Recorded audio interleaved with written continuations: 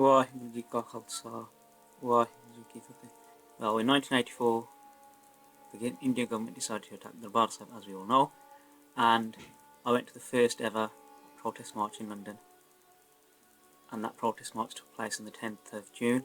All my family, every single family member, we all went, and all my family, extended family, I think everyone went, full up the coaches, 3 to a seat, 4 to a seat, however we could get there, everyone got there, and there was a massive protest, and everyone was screaming and shouting their lungs out. And that's how the protests used to be. 30 years on, it's very sombre mood now in these events, but in those days there was a lot of judge behind the calm.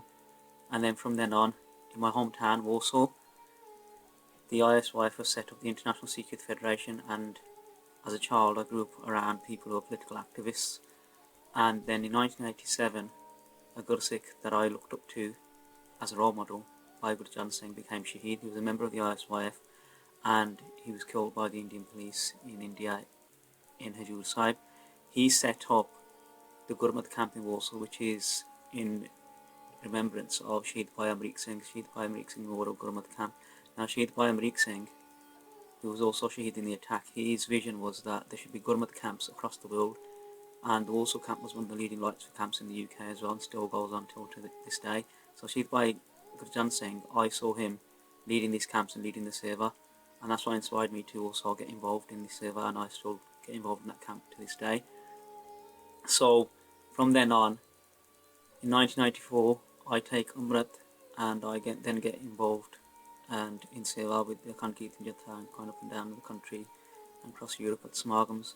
And then I get to know also the Babbar Khalsa Singhs from that as well, the wider circle of Singhs within seva. And then Baba Thakar Singh Bhindranwale came to the UK, and Babaji gave me blessings to start writing GB about Shaheed Singhs.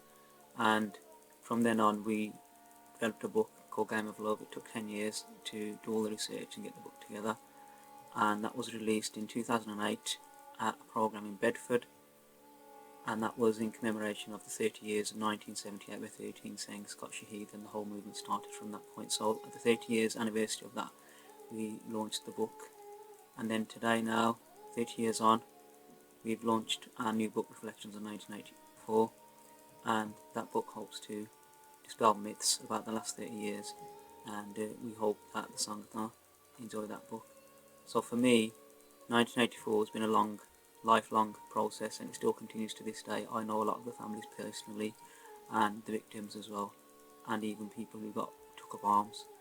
And my message to all the youth, especially in the UK, is attend the march on the 8th of June.